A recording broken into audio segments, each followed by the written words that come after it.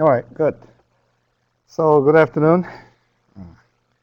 Took a while to get started, but now this week we'll discuss phonons. Not only neutron scattering, but how phonons are connected to properties, so that what's interesting to see with the neutron scattering. So to get started, let's discuss the energy scale of the phonons. So what do you think is the frequency of a phonon and energy of phonons, roughly speaking? For instance, you know that light, visible light, the ranges of visible light is from 1.5 to 3 electron volt. Phonons are much smaller than that. For instance, what do you think is the energy scale of phonon? How do you estimate it without knowing anything? Huh? I can hear you. Yeah, but I mean, if you don't know anything about it, from our experience, daily life, we can guess what the energy of phonon is. For instance, melting, right? If you have lots of phonons, things will melt, right? So melting temperature should be somehow related to a phonon energy. Should not be that much different, right?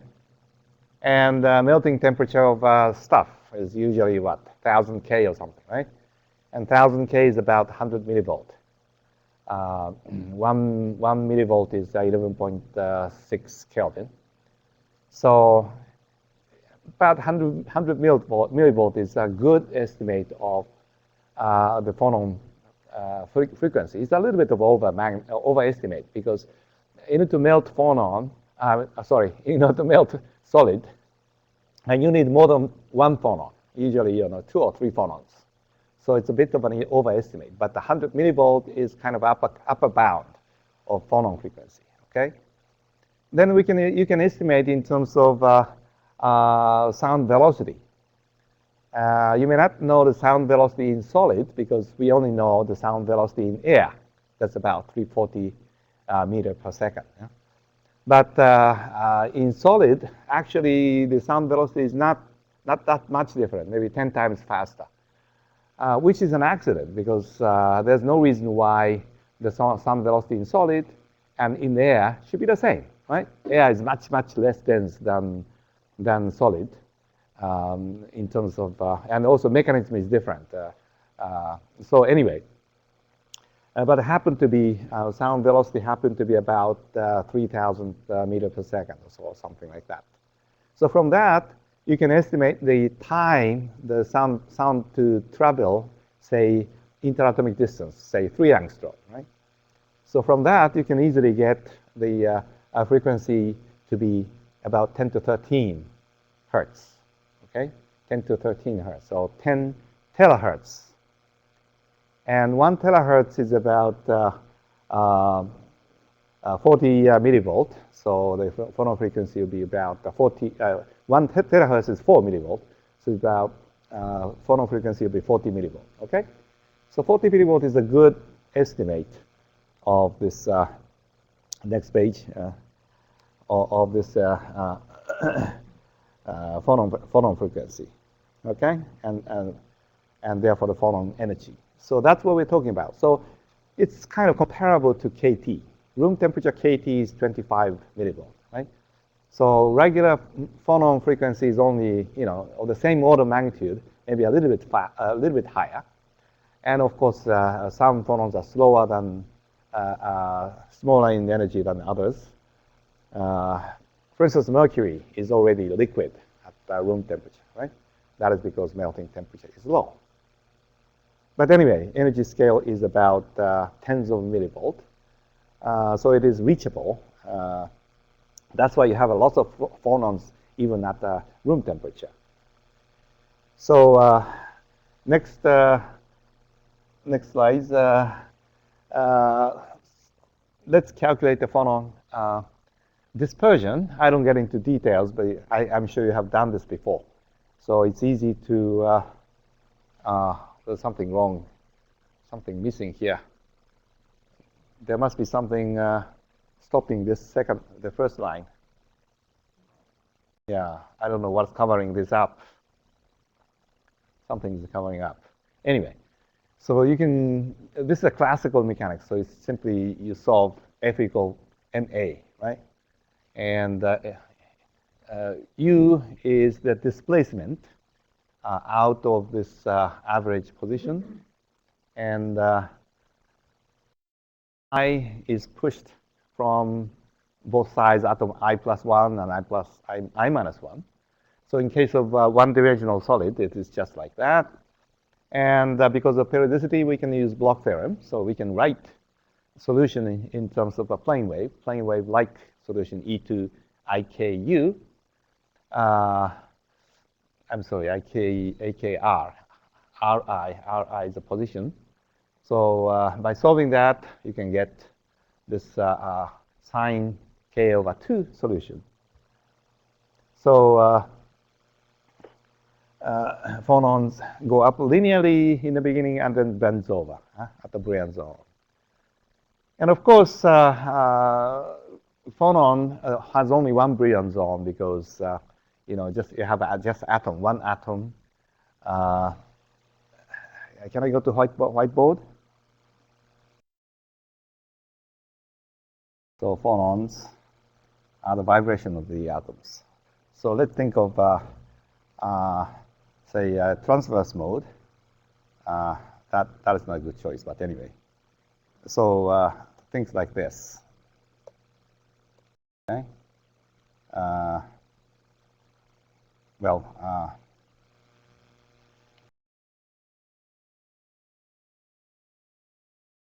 Just a translation. So in this case, phonon dispersion is like that. So let's think about the phonon at 2 pi over a, that's k, then lambda is equal to a. So in this case, the wave, say, would be like that, okay? So that means it makes one tour in between the atoms, but there's no atom here. What's important is only the value here and here, right? So even when the wavelength is a, the position, the value of this function at an atomic position is the same.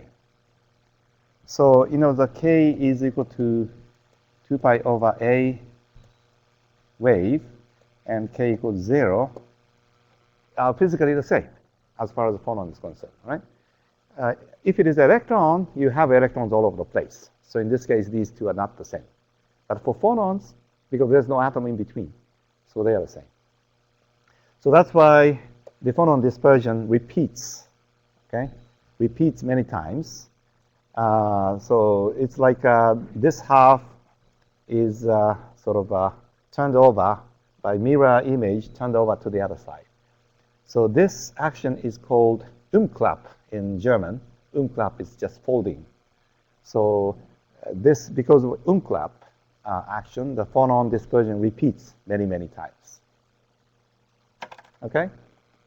So what you see, can I go to the PTH? This phonon dispersion repeated every time. This is the Bragg peak. In this case, the unit is pi over a. So at 2, you have a Bragg peak. Every time you have a Bragg peak, phonon dispersion goes down to 0 because you're repeating k equals 0 phonon, right? And this is what you see. If you do neutron experiment, you see this phonons many, many times forever. Okay? Well, in practice, not forever because of this intensity goes down if you go down. And this classical calculation gives you this dispersion frequency, but it doesn't give you amplitude. To calculate the amplitude, you need quantum mechanics. So next page. And this you know, that it's essentially what you have is the whole Hamiltonian can be reduced to harmonic oscillator, and the harmonic oscillator can be quantized. If you can solve this very, very easily, knowing the commutator between psi and ddxy. So this becomes just we can define a phonon field, A and A dagger. A dagger creates phonon, and A annihilates phonon. And A dagger A gives you the number density, number of these phonons. So the whole Hamiltonian becomes very, very simply H omega. That's omega is the classical frequency, and n plus 1/2. Okay. And if you do statistical mechanics, n is given by this Bose-Einstein statistics. Beta is equal to 1/kt. So that we know. So this gives you intensity of this phonon field. Next page. Okay, quick, right. 1 plus n. I don't want you to details. In fact, Professor Boholm talked about this in the beginning. Okay, on energy loss side, this loss of neutron energy, you get 1 plus n, and gain side you get n. So if you sum it up, you get n plus 1/2. So that's what you observe. So let's go back to inelastic scattering. Okay, inelastic scattering, 2 pages back. Yes. So you've seen this dynamic structure factor, SQ omega, right? That was defined way back, the first week or two. So here, Ri0 is the position of ith atom at time 0, and Rjt is the position of jth atom at time t. And now we're talking about phonons, not liquids. I'll get to the liquid later on. But in case of regular phonon in solids, the atom is not moving in average. So if you time average, the atom is not moving. So the average of Rj, thermal average of Rj, is a constant, time independent. And then this displacement U is time dependent. That's the amplitude of phonon. And you can expand this again in the Q wave number, Q dependent wave functions, which is just a regular plane wave minus omega t. So what you see, if you plug this in, is this quantity. And remember that U is much smaller than this distance. This distance is like A interatomic distance, about 3 angstrom or so. And U is 0.1 angstrom or so, and order of magnitude smaller. So you can theta expand this factor. So I took this out, and then e to this one, e to IQ times that, was expanded the entire theta series. And if you do that, the first one, if you time average, it's a linear term, right, in time. It sort of oscillates in time. So this averages out to 0, okay? So odd term always disappears. Only even term remains. And the second order term can be separated into self term, U square term, and Ui, Uj cross term, okay? So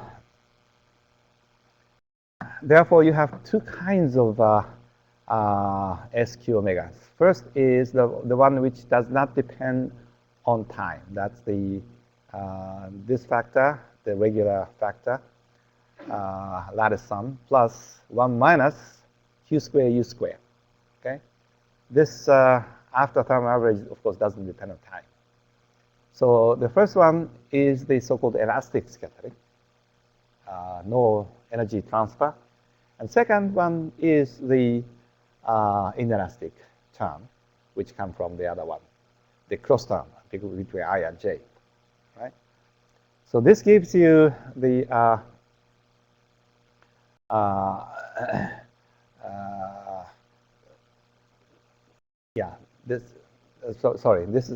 that's elastic. Therefore, that this term becomes the Debye-Waller factor, okay? And this term, this one, is lattice sum. So this gives you delta Q minus K. That means Bragg peak. this tells you where the Bragg peak is. So at each k, you have one Bragg peak, and then this Debye-Waller factor. So that's the elastic term. Now, the inelastic term is by using phonon expansion, and this, now I'm talking about only the second order term, and then this will become just this omega minus omega q gives you delta function here. So delta function of q, and then this appears when q is equal to k plus q. Okay, here k is the reciprocal lattice vector, and q is a phonon vector. So if in this case k, this point is a Bragg point, right? So phonons is easy to see near the Bragg point. So if you go away from the Bragg point this way, then q is parallel to small q, right? And as you can see that you only see the parallel component, okay? This intensity is proportional to q times amplitude of phonon dot product square. So that means you only see the parallel component, okay? Q has to be, parallel to q. So if the q is perpendicular to, for instance, q here, then that is 0. So if you go this way, you only see longitudinal phonon, right? On the other hand, if you go this way, the q is nearly perpendicular to q, okay? This one is the phonon q, and this is a total q that you do experiment with. So if a q, big q, is perpendicular to small q, then you only see the transverse phonon, right? So you go to the Bragg peak, and if you go move parallel, you scan parallel, then you see longitudinal phonon. And you go sideways, you see transverse phonon, right? So you have to do two kinds of experiments to see each mode. Because you have transverse mode, one longitudinal mode and two transverse mode for each q. So this is done typically by energy scan. In order to go to particular q point, and you fix q and scan energy by using, say, triple axis system. Okay? And if you do that, you can measure, and also if you think that in energy loss side, you get 1.1 plus n, and loss gain side n, then you can get dispersion. At the same time, that if you look at incoherent scattering does not register interference between atom I and J, so you only see the self term. So I don't go into details, but I mean, yes, incoherent term gives you just density of states. So if you have a incoherent material like vanadium, right, you only have incoherent scattering. So in this case, you just get density of states. But if you look at coherent term, you see dispersion like that. So you start from 0, and if you go sideways, you get transverse. Again, here, if you start with the origin, it's not easy to see. If you start with the origin, you can only measure longitudinal phonon because small q is always parallel to big Q, okay?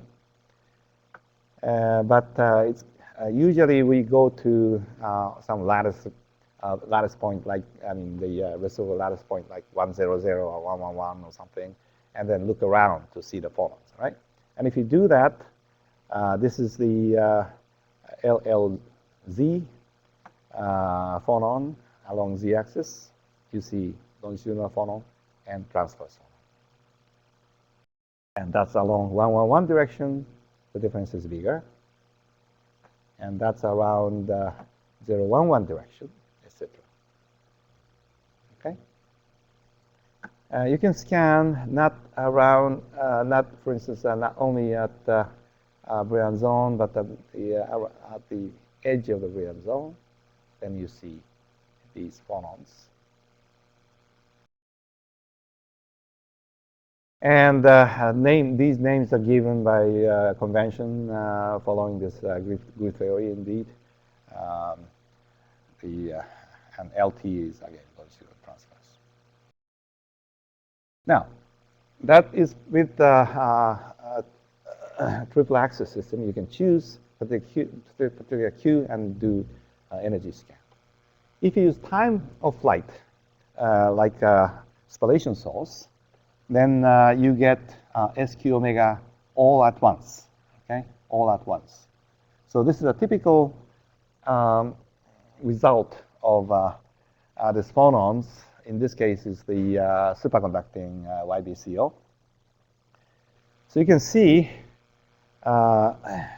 this phonons going up and down. Now, because of a particular symmetry, 2.0 actually is pretty close to the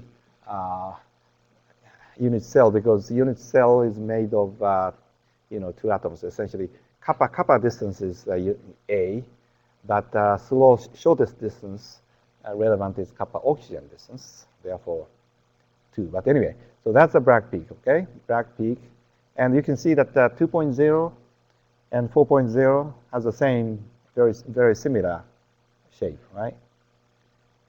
And 3.0 has a different shape coming down, like this. I'll come to details later on why intensities are not the same. But anyway, this is a way that you see phonons by this time of flight machine. And as you see, the phonons go up and down, okay?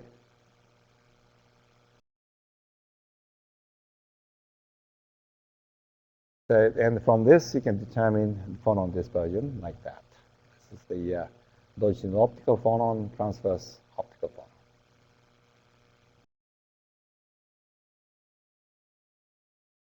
And from this, for instance, sometimes you see interesting temperature dependency. This is the case where the temperature dependence of intensity was related to order parameter, superconducting order parameter in this particular case.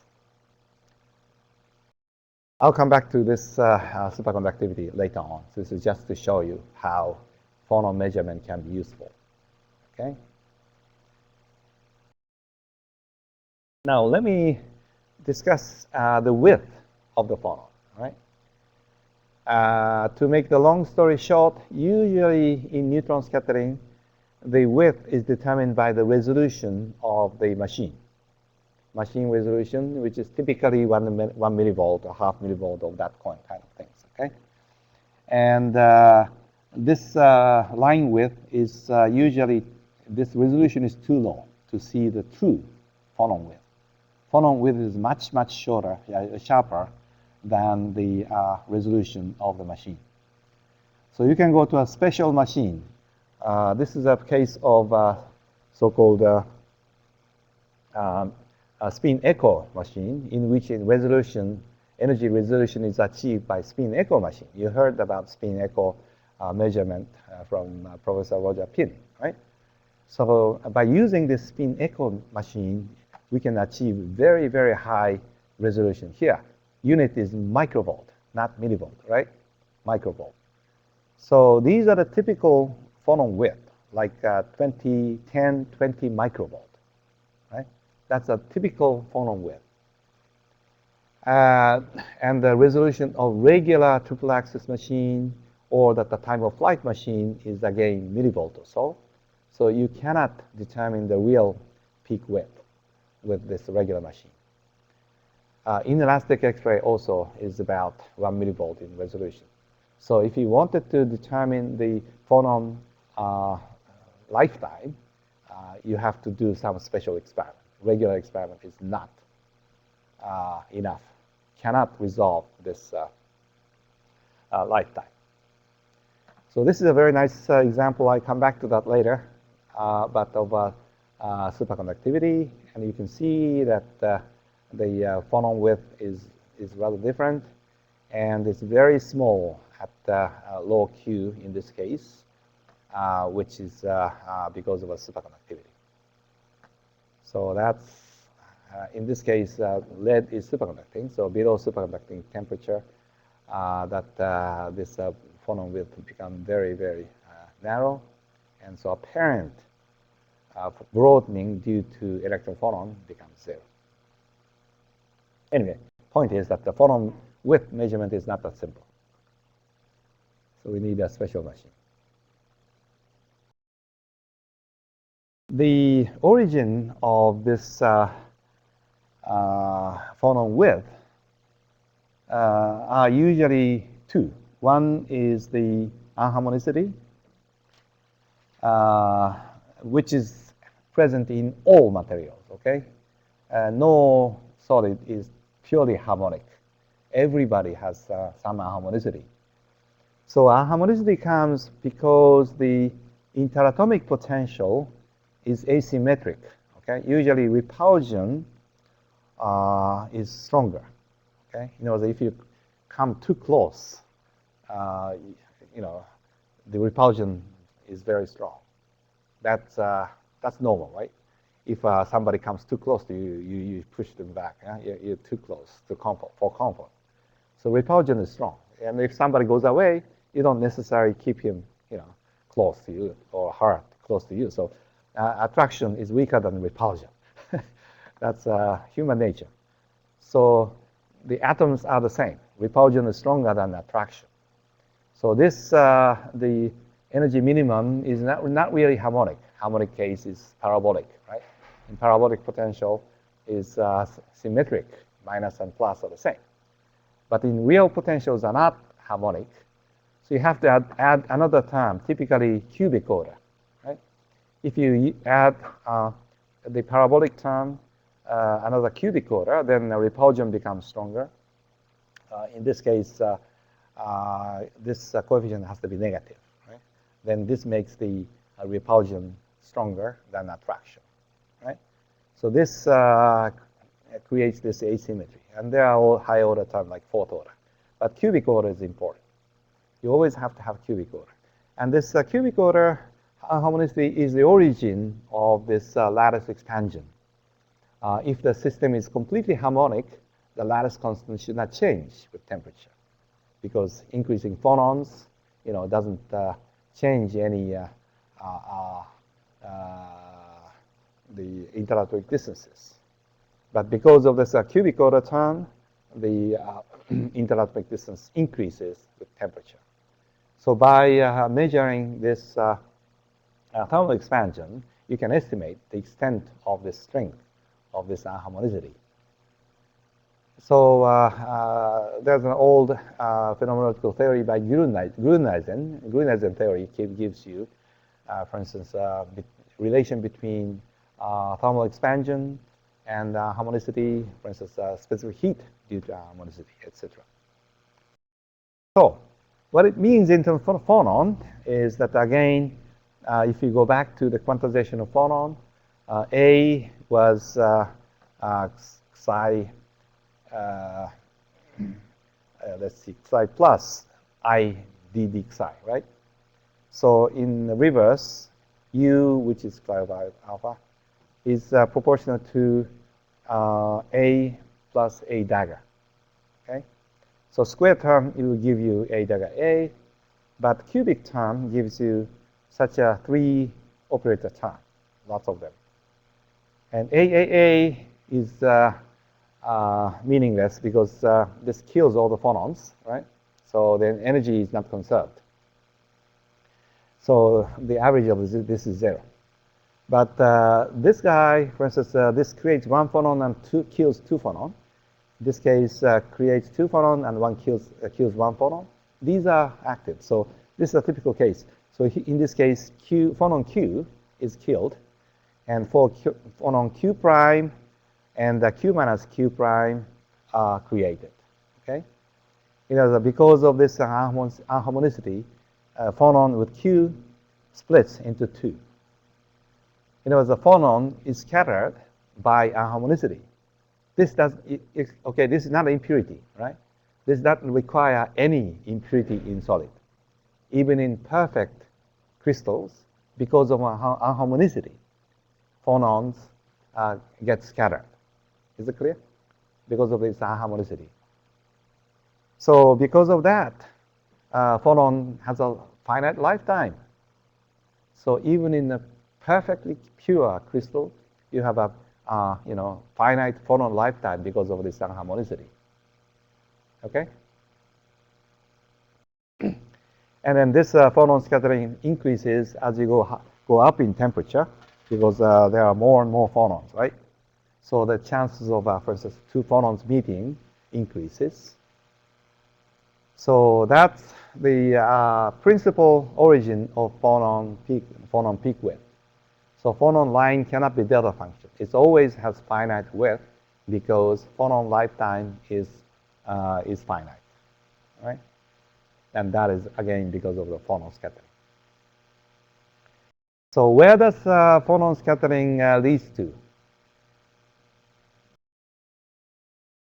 It's an important factor because, if a phonon scattering does not exist, the phonon just goes all the way straight, right? So you only have sound wave.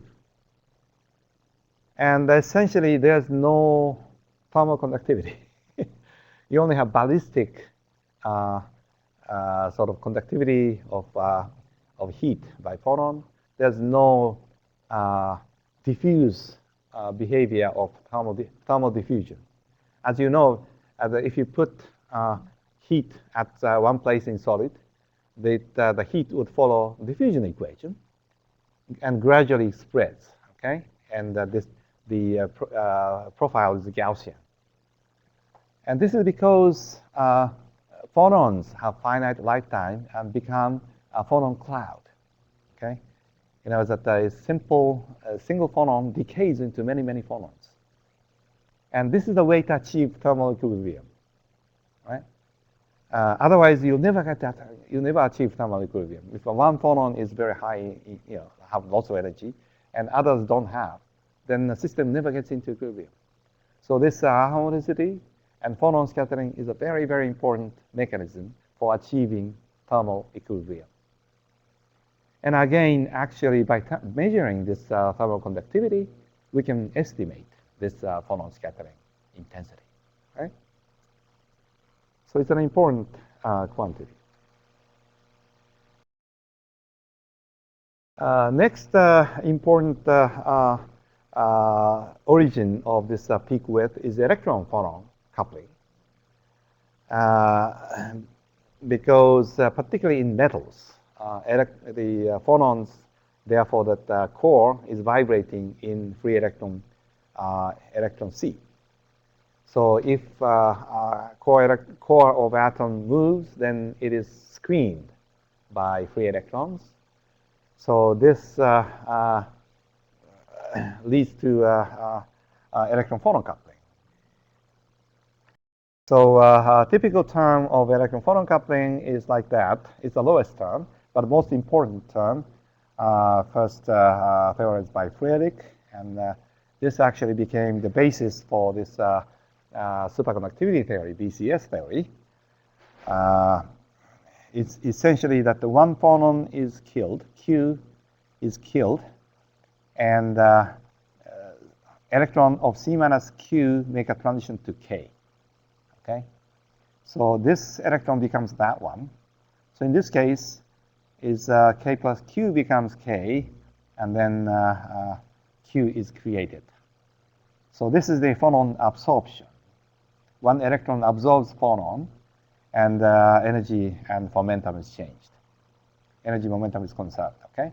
So in this case, its energy is increased.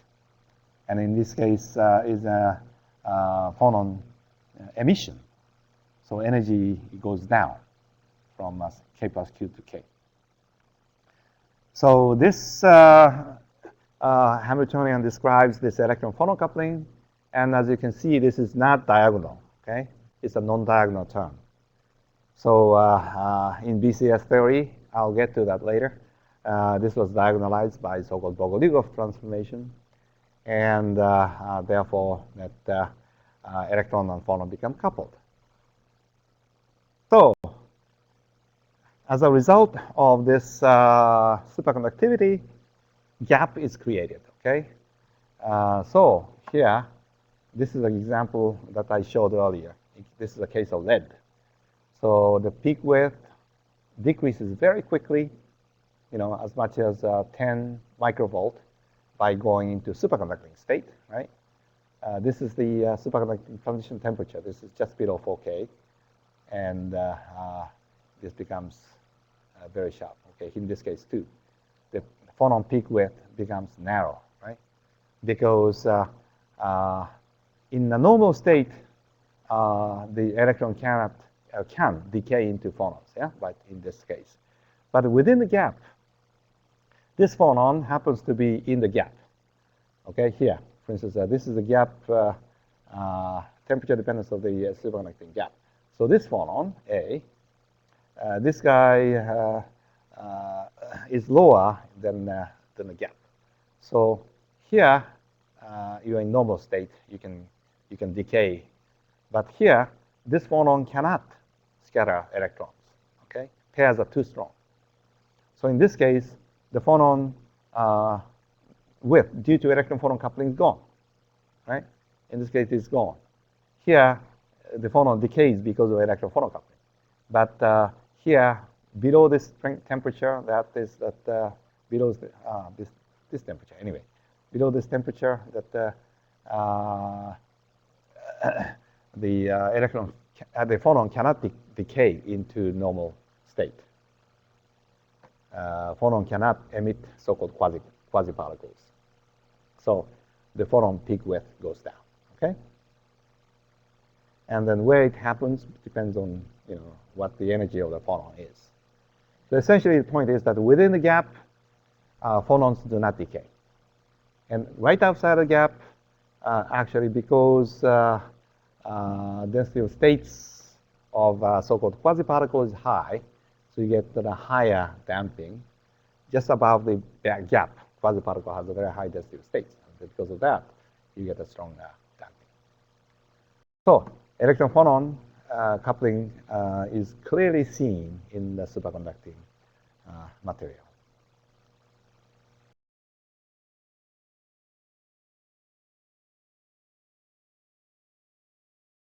Now, before we go into more complex material, complex subject, let me discuss multi-phonon process. Multi-phonon process. This is not multiple scattering. This is not multiple scattering. Okay. I'm not talking about neutron, making one scattering and making another scattering. No, it's a single scattering. So neutron gives Q and energy to the system, but phonon is a quantum mechanical sort of concept. It's not a real object in a sense like an atom or electrons, right?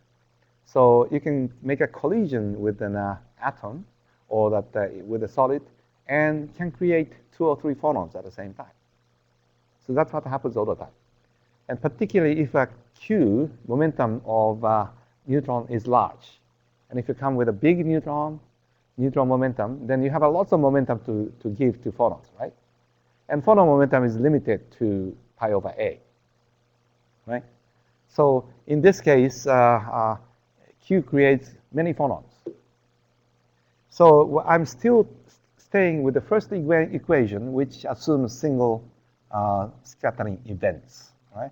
This is just an expansion. If you recall, we expanded this the dynamic scattering factor, which is due to single scattering, right? This is not multiple scattering. We're not talking about dynamic scattering, single scattering. But we expanded this dynamical structure factor in Taylor series, if you recall, okay? In Taylor series, and then said the linear term is 0 and etc., right? So I'm going back to this Taylor expansion.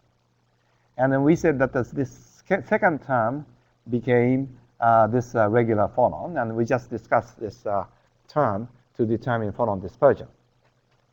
But actually, there are lots of other higher order terms, like fourth and sixth and etc. Odd powers, like cubic term and fifth order term disappears because the time average is 0. But even term, second, fourth, sixth, all remain, okay? So essentially, this gives you single phonon, 2 phonon, 3 phonon processes, right? So you can calculate that. And then this is just an example of this simplified picture that that's a single phonon, two phonon, three phonon, etc. And if you go to big phonon, you have many, many phonons. In order to create a big amplitude, you need many phonons, right?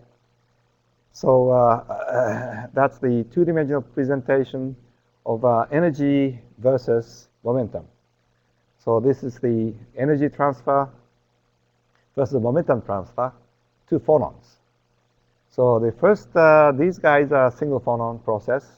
But then you have many phonon processes, and you know, it follows simply parabolic curve, which is exactly the free atom motion, h bar square k square over 2m, and where m is the mass of the atom. So single atom motion, free atom, goes like that. That's the curve. But it's in quantum mechanics, you can decompose this atomic motion in terms of phonons, right? Then it becomes single phonon, two phonon, etc. Right? And you see this in neutron scattering. You can see that. You can see this trace with the triple axis. Energy of neutron incident energy is like 30, 40 millivolt. So you only can see this tiny portion. So mostly you see just a single phonon process. But now many people use spallation source. So in this case, the energy of spallation source can be 100 millivolt, 200 millivolt or so. If you use such a high energy, then you can span large Q space. So in this case, you see many, many phonon cases. So you can see not only single phonon, but many phonon processes in the spallation source, time of flight measurement. Okay, so you have to know what they are. So essentially, what happens is that, as I said, the dynamical structure factor becomes elastic plus inelastic. Okay, and this elastic one is just a Debye-Waller factor, and this is a zero phonon process. No phonon exchange, yeah, just U square. And in this case, the intensity, if just neglect this S of Q due to the atomic structure, then you just get this envelope of Debye-Waller factor. Okay. So this is an elastic intensity, right? Elastic intensity. And then beyond that is the inelastic intensity. Which becomes, again, this is a first single phonon process, one phonon and two phonon, etc. And this gives you this kind of intensity, okay? All these intensities. So this part is all inelastic. This is elastic. This is inelastic, okay? And if you sum up all this inelastic, okay, you just neglect structure factor and just sum up all the intensity, then you get one everywhere, right? This is because there's a sum rule that if you just forget about the atomic structure, then intensity of this dynamic structure factor integrated over energy has to be 1. Essentially, this, it means simply that all the neutrons scattered are collected somewhere, okay? So you recover the cross-section, okay? The neutrons are scattered in different places at different time because of this scattering by this sample. But if you collect all these neutrons scattered by the sample, you recover it. You don't lose anything, okay? That's what it means. So it's a part of the optical theorem, dynamic optical theorem, which says that simply the total is 1. So there's a sum rule. So elastic plus inelastic, all the processes summed up to 1. So SQ becomes 1, right? So that's the basics And then there's an interference due to the atoms, and there's a deviation from SQ equal 1. Right? That's why SQ has to go to 1 at large Q for any structure. But actually, at the large Q, we are talking about inelastic processes most of the time, right? Because the elastic one goes down.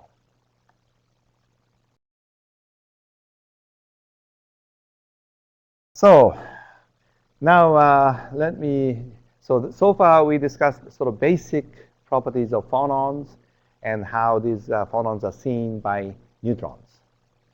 So now we go to several examples of interesting behavior of phonons, which neutron is a very powerful tool to investigate.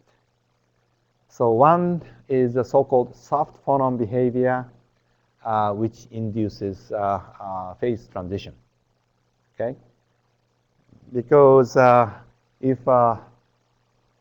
phonon frequency becomes 0, then the Bose-Einstein factor becomes infinite, right? So that means it's easy to excite phonon. And if you excite particular phonon, lots of them, then something happens in solid, right? And if you excite all phonons, then solid would melt. But if you excite particular phonons with particular wavelength, what happens is a phase transformation, phase transition from one phase to the other. Okay? So not all phase transformation goes this way. So-called first order transition is not like that. First order transition is a sort of a jump process, not continuous, but discrete jump process. So you start from some fluctuation, and nucleation growth achieves the first order transition. But a second order transition is this one. So whenever you have a second order transition in structural transition, you have a soft mode. So this is a particular example of that. You can see that this phonon is finite at a high temperature. But as you go down in temperature, the phonon goes down. Phonon frequency goes down. Okay? And then it goes to 0. Then some kind of phase transition happens. And this is where the phase transition happens. So in this case, a structure becomes tetragonal at high temperature and orthorhombic at low temperature. So the basal plane becomes sheared. Okay? And this tetragonal to orthorhombic transition, this is seen by difference between two axes, A and B. In tetragonal, A is equal to B. In orthorhombic, A is not equal to B. So this is tetragonal and the orthorhombic here. Okay? And this is accompanied by softening. Phonon softening induces this tetragonal to orthorhombic transition. So it is hard away from this TC transition temperature and becomes soft at this transition and becomes hard again. Okay?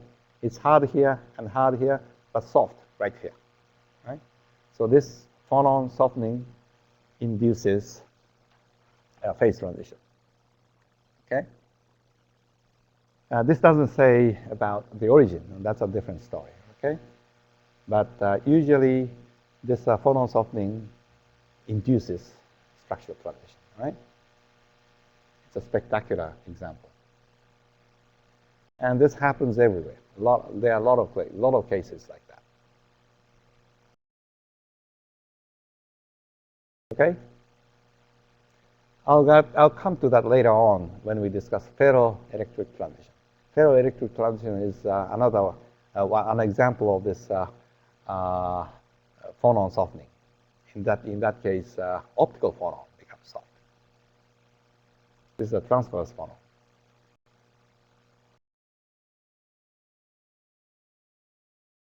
Another spectacular example is so-called Kohn anomaly.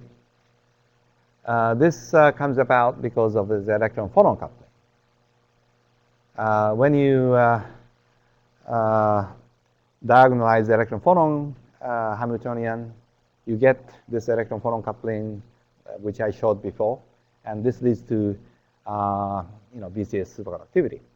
But the phonon part of this original Hamiltonian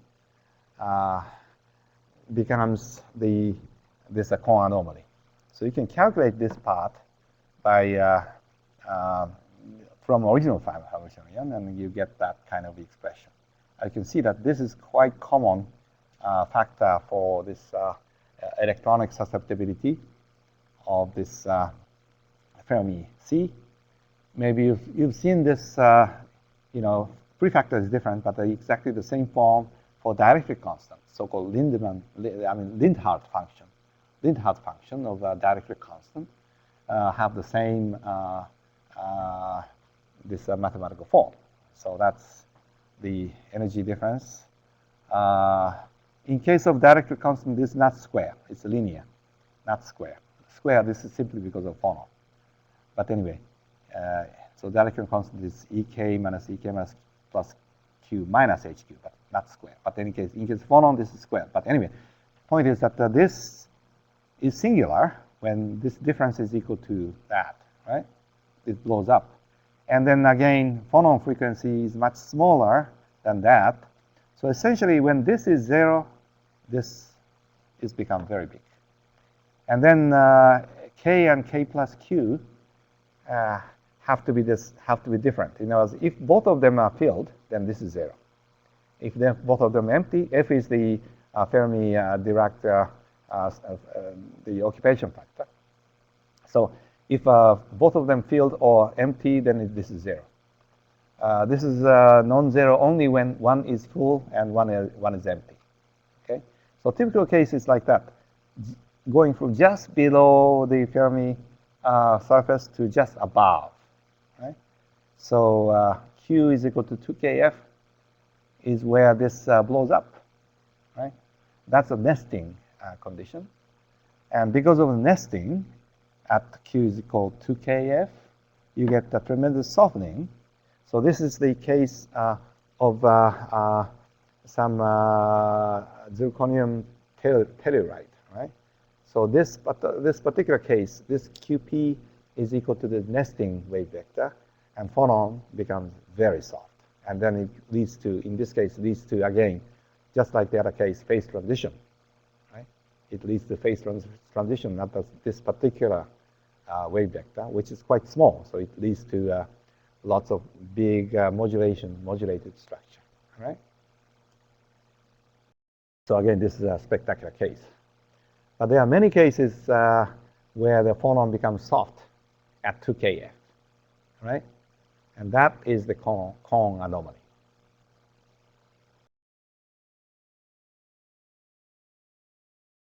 Now, let's briefly discuss BCS. It's a long story, of course, and takes many hours of discussion, so I just will go quickly. But as you know, that original Hamiltonians like that, that's the electron-phonon coupling. And by diagonalizing this by canonical transformation, you get this four electron terms. This is one of them, as I said. Another one is Kohn anomaly term that I just showed you before. Right? So by decoupling this, by using a pairing ansatz, the K spin up and minus K spin down become paired. Usually, this kind of thing, that's the creation of two 0 in normal state. But in superconducting state, it's non-zero. And if you assume this to be non-zero, you get to a off-diagonal solution. That is this Bogoliubov solution in which creation and annihilations are kind of mixed. And you go to off-diagonal autoparameter. I think you heard of the story, and you get this BCS superconductivity. So you can see that. BCS is a very simplified case of mean field approximation. A bit more complex one is so-called strong coupling theory, Scalapino-Schrieffer-Wilkins theory, and in which you can include phonon dispersion and the actual electron dispersion into the theory and theorize this change in coupling, and then Macmillan simplified this for the case of niobium, niobium, and that's the phonon density of stage for niobium, and from that you can get real part of coupling delta and imaginary part. And from this you can get TC. So he determined that TC sort of saturate no matter how strong the electron-phonon coupling is. And this is about 30 or 40 K for many solids. And so that is the origin that of this limit of this TC by the BCS theory. So for a long time, people believed superconductivity TC cannot be more than 30 or 40 K. So when this cuprate showed up and TC became like 130 K, so it was clear that the BCS doesn't work. So that's why this became a big issue. It's high temperature superconductivity still is a big subject. It's beginning to be understood, but not really well understood. It's definitely not BCS-like. So, and also again, another, so this theory works quite well for low temperature superconductors like zirconium, molybdenum, etc. And another triumph for this is that the isotope effect. If you can change isotope, then you change the mass, keeping electronic structure constant, right? Then the change in TC can be related to this mass ratio with a factor of alpha. In BCS, this was 1/2. So when BCS was proposed, quickly a check was not done with mercury, which happened to be exactly 0.5. So BCS was proven right away. But actually, if you look at the theory carefully, it's not quite 0.5. Okay, the alpha depends. Alpha is 0.5 at a very strong limit, but at the low limit, it goes all over the place. So indeed, the value of alpha is not the same. It's not 0.5. Okay, in zirconium, it's almost like 0. Right, and in the other case, it's not quite small. And that's the alpha value for many materials. Anyway, so this strong coupling theory worked quite well. This TC for many this low temperature, so-called low temperature superconductors. So that's the sort of rough overview of phonons overall. But in the next, a little bit today, and then on Thursday, I'll discuss optical phonons, which has a strong implication to electric properties. And this is a very interesting one. The other one is called acoustic. Acoustic one is regular phonon, so it is interesting, but it's not that exciting. But optical phonons are very interesting. So if you have only one element, like niobium, you only have one, just phonon modes. But if you have two, sodium chloride or some plus or minus charged elements, okay, such as sodium chloride or something, okay, then the motion of these elements are a bit more complex. So in other words, so far we have just dealt with phonon of simple systems. Now we are getting into phonons of complex materials, all right? So the simplest complex one is when you have two atoms in the unit cell, right? So we'll discuss this for a while. And then we go into even more complex case. And then worst possible cases like glass and liquids, where you don't have unit cell at all. Then at the end, we go back to this optical phonons and discuss ferroelectricity, because this is a spectacular case where the optical phonons really make a big difference. So again, we are talking about the case of solid, which is made of plus and minus ions, right? So when they move, in one case, in an extreme case, this guy can go to right, and this guy left, right, left. Okay, so this phonon has a wavelength of 2a, if a is this distance. Okay.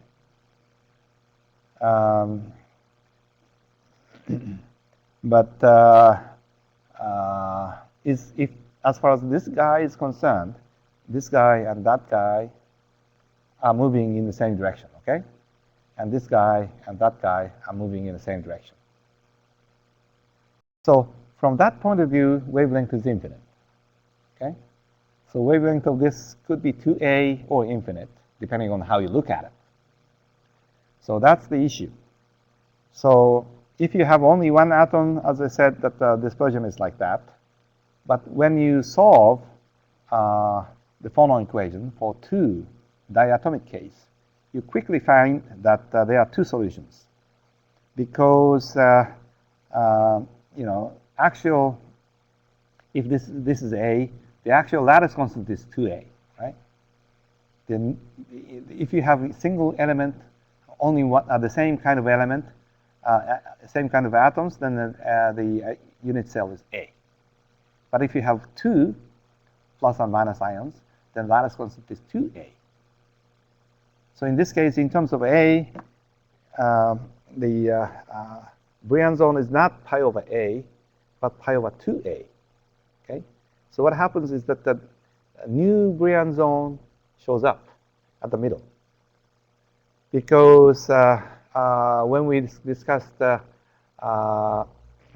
superlattice structure, if you recall, if distance is A and if everything is the same, the Bragg peak shows up at 2 pi over A, right? That's a Bragg peak. But if you have two elements like that, if you have an order of AB, then the new lattice distance is 2A. Therefore, new big Bragg peak shows up at pi over A. Yeah? That was a superlattice, if you recall. So because of the superlattice that shows up here, new Briand zone is set up at pi over 2A. Right? And as a result, this phonon gets split at the new Briand zone into two. Essentially, what's happening is that when the wavelength is 2A, you can think of a sine wave, right, which moves only this guy, or cosine wave, which moves only this guy. So sine wave and cosine wave becomes separated. So this guy is a cosine wave, and this is a sine wave. And if this happened to be heavier, then the frequency of this guy is lower, because this one moves only the heavy element, right? And the other one moves only light element. So the frequency of here, the frequency ratio of here in here, is simply the this mass ratio of two elements. If you have a sodium chloride, chlorine is heavier, so that the phonon frequency which moves only chlorine is lower, and the phonon which moves only sodium is higher. So the ratio square is the mass ratio. So as a result, the phonon branch splits into two.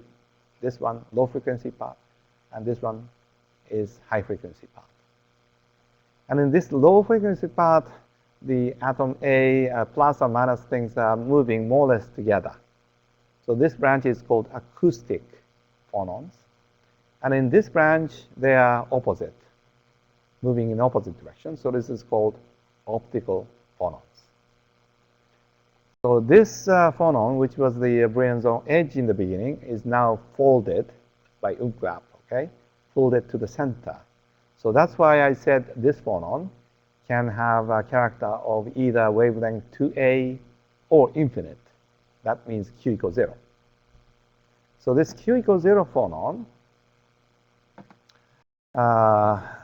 actually interacts with infrared light, because light has a much longer wavelength of a phonon. Typical light wavelength is micron, right? and the typical wavelength of phonons are angstroms. So optical light has infinite wavelength as far as the phonons are concerned.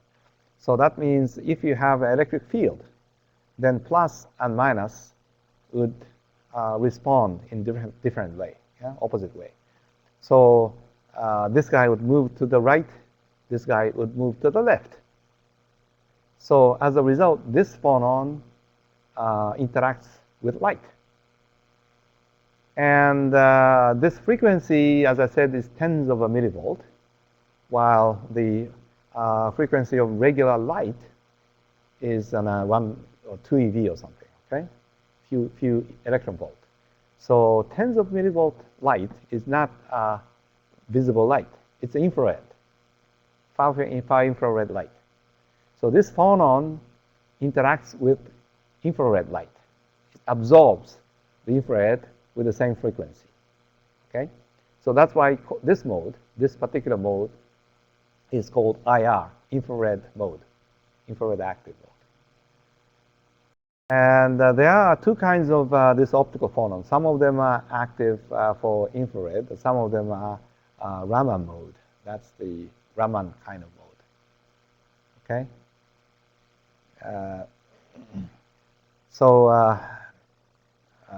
Yeah, this one is this guy and that guy that way.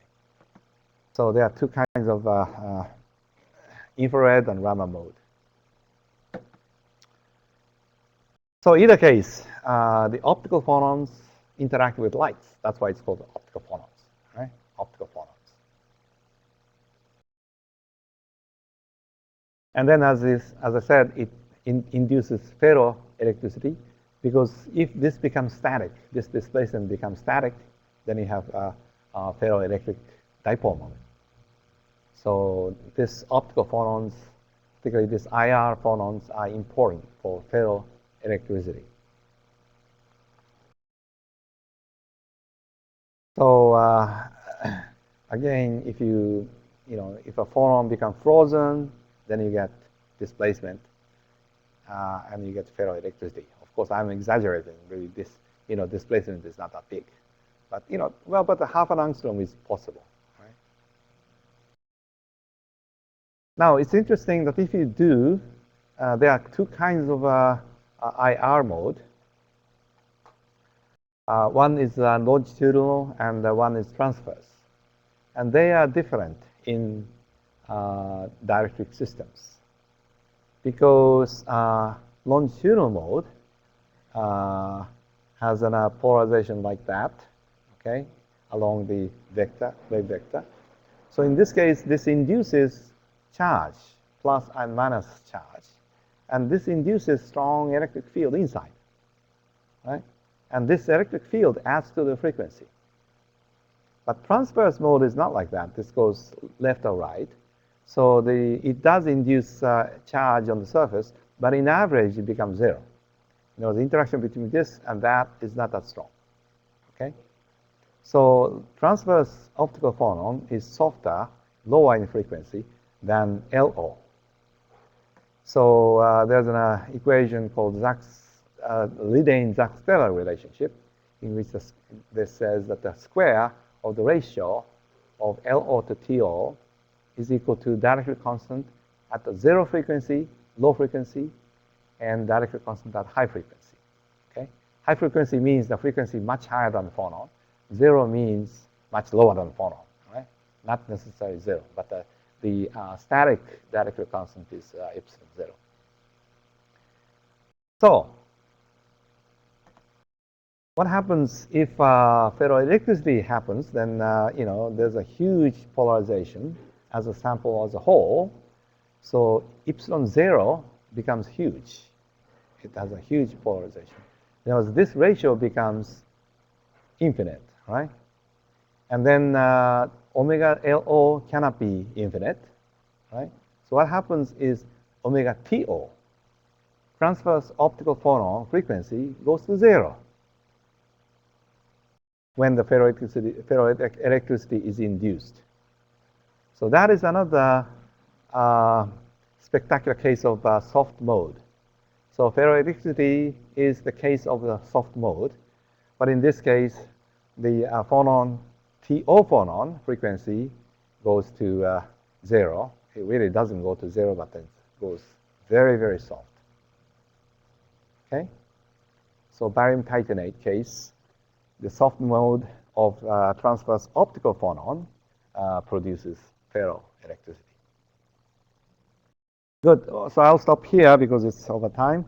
And on Thursday, we discussed further subject, including more complex solids and liquid, such as superfluid helium. Thank you.